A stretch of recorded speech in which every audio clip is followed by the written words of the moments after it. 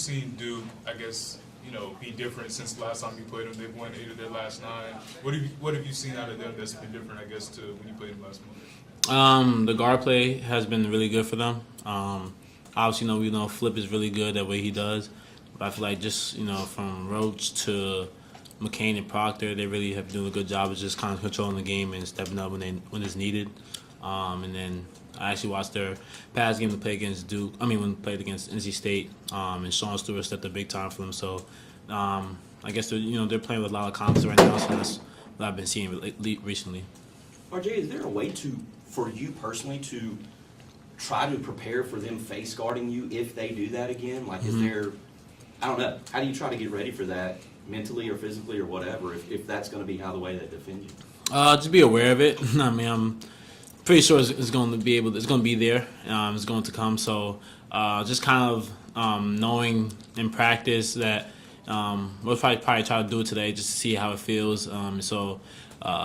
My other teammates could get involved. Last time they faced guarded me, Harris and Armando played really well and stepped up in big time moments. But I know it's going to happen, so I just got to be prepared. I'm going to have to do a good job of just kind of setting my man up, taking open shots when I have it, and just when the double team does come, be able to kick it to one of my teammates for them to knock it down. So I think that's also just a respect thing as well.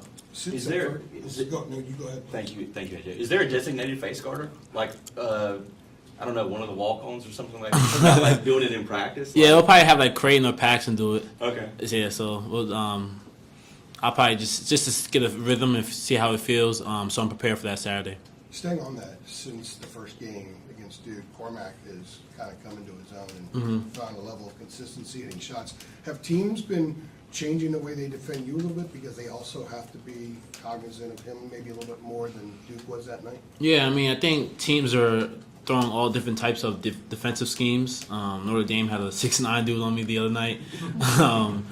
And then, Reese Beekman and UVA, and then State, they trap ball screens whenever I had the ball. So I've done seeing a lot of different defensive schemes, but at the same time, you have to also pick your poison because, we have Cormac, who's a really great shooter and is able to get streak at any time. And he's shown that throughout these past few games and throughout the whole year. So, and then Harrison, he's a dominant force, whether it's in the block or perimeter, and then Mondo's Mondo. So, but that just also speaks to how much of a dynamic team we are and how much key factors we have. So, I'm definitely expecting another big game from Cormac again, as he did against Duke the first time. RJ, after what you guys went through last year, if everything started number 1, not making the tournament, how much of a sense of vindication is there for you guys this year, and how much of that might have been a motivating point for you to kind of get things back on track after a year ago? Yeah, it was definitely a motivator just going into this year, just because of how we finished off last year, and it didn't sit right with any of us, and definitely not the coaching staff. So we went into this year with just a chip on our shoulders, just to kind of just put last year behind us and have a new year, have a new team, a refresh start, and just go into each game with the mentality of we're going to win these games and kind of just do it all together. And so far we've been doing that all year, and I think we play with a fire and the fire in our eyes, and we want to win. So that's where all that mentality and the energy is coming from. When you heard the noise surrounding Coach Davis, particularly from fans at the end of last year, how did some of that stuff sit with you? One thing I love about Coach Davis is how he always tells us to ignore the noise, and I think he does a great job of doing it himself because he doesn't let it phase himself or in the locker room in between the lines of our team. So, I think you're always going to receive noise, whether it's praise or criticism, and you can never control that. What you can control is how you prepare for these games, how you come into each day to practice and play. So, and overall, you're just your energy, and he's been a great coach. So I think the way he's dealt with it, I have a lot of respect for him, and I don't see why the criticism comes, but that's something you can't control. RJ, to follow up on that, he was one of the guys who first recruited you. He was one of the first guys who was like, Roy, take this guy. You've now been here with him. He's coached over 100 games as the head coach. How have you seen him sort of grow into that role, or maybe become more comfortable than he was when he first took the reins? Yeah, first and foremost, he's always been a player's coach, and everything he says is just genuine, and he just really wants us to succeed and experience the things he experienced as a coach. And that's one thing I loved about him, because That's always been his main message whenever he's speaking to any of us. But just his progression throughout his years has been great. I mean, for his first year to go all the way to national championship, and the following year with all these expectations and how that went. But the way that he was able to turn it around, just his growth has been amazing. And for me, just to play with him and be able to coach by Coach Davis has been nothing but great to me. And I couldn't ask for a better head coach.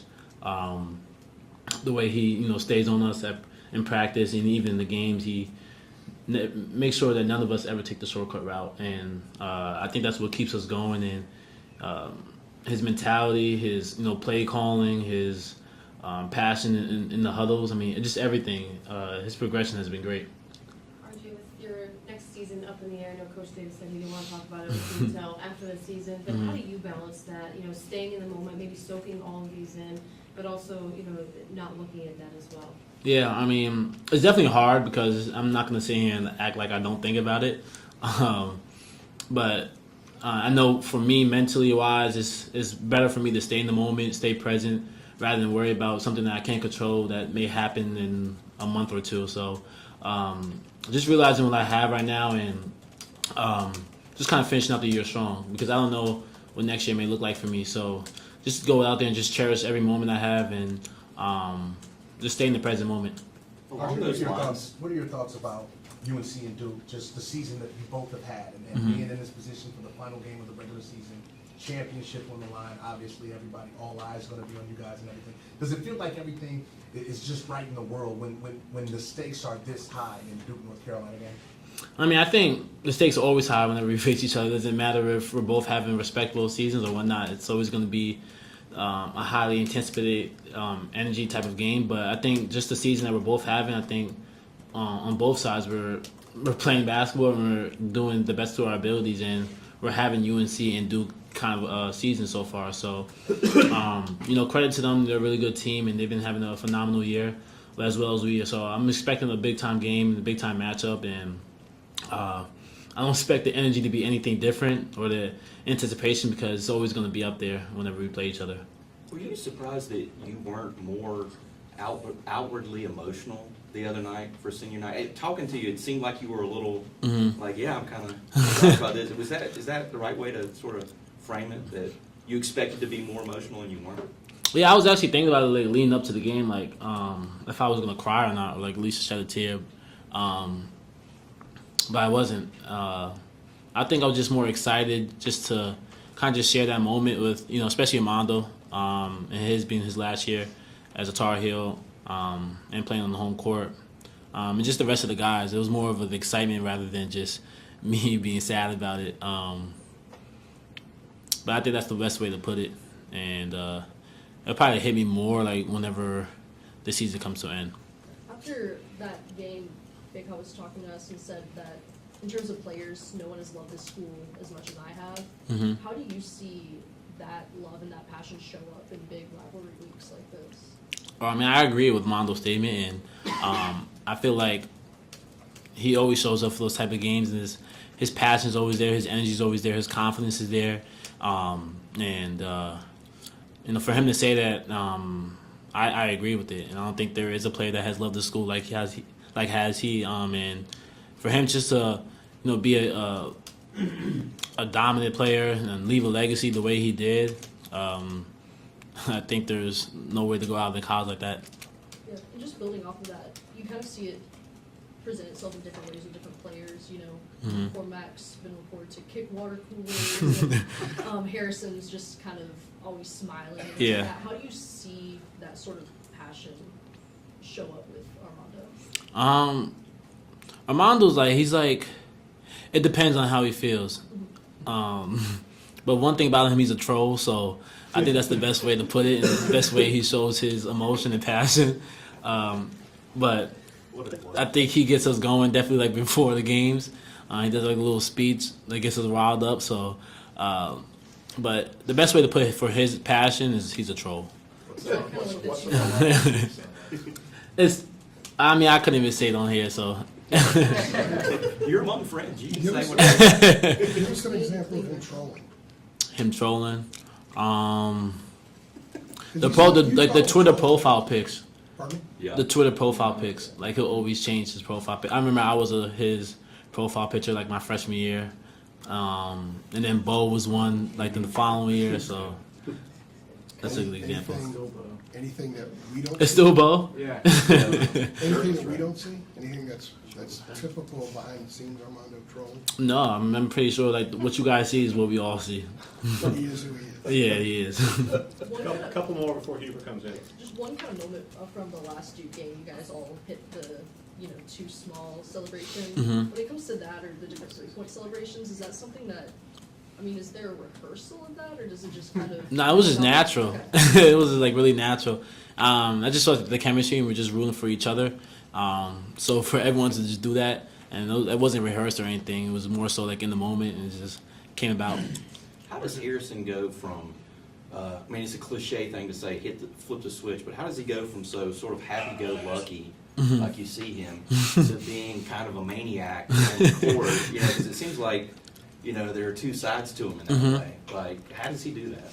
I just think he has the ability just to, kind of turn off his goofy personality and just be locked into the game. And that's the type of player you want to have on your side because he's always chippy, he's always ready to get down and do the dirty work. And I just love playing with him, and just to see his fire and his energy, and his type of team chemistry he has.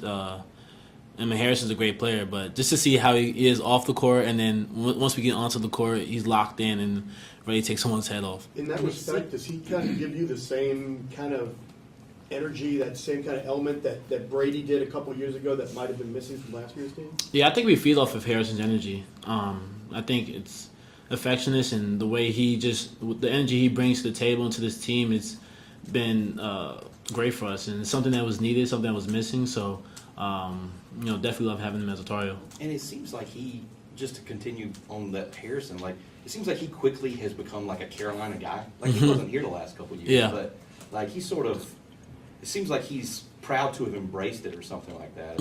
Is that Yeah, that's fair to say. I feel like Harrison has been here for 4 years. He's only been here for 1, and just because of who he is, and he never changes who he is, and I think that's what why we love him and why the fans love him. And he always brings his his energy, his effort every day in practice and even in the game. So that's one player that we can always rely on. That he's always going to bring it, and I'm pretty sure everyone's glad he's a Carolina guy. Last Question, one, RJ, RJ. for you guys, obviously had a 10-game streak, middle of the season, up and down. Now you guys have won 5 in a row. Mm-hmm. Do you feel like at this point you guys are starting to hit a new stride, especially with obviously you have one more against Duke and then the tournament? Do you feel like you guys are kind of hitting a new stride at this point? I think we're in a good spot right now, and we're doing a good job of just taking it one game at a time. So we're moving in the right direction, and for Saturday being our last regular season game, we just got to continue to keep doing the things that we're doing, which is preparing well, playing together, and overall just bring that intensity and energy into the game. So we're on a good winning streak right now, so we just got to stay in the present moment and just continue to keep doing what we're doing. Thank you, RJ. Thanks, RJ. Thank you.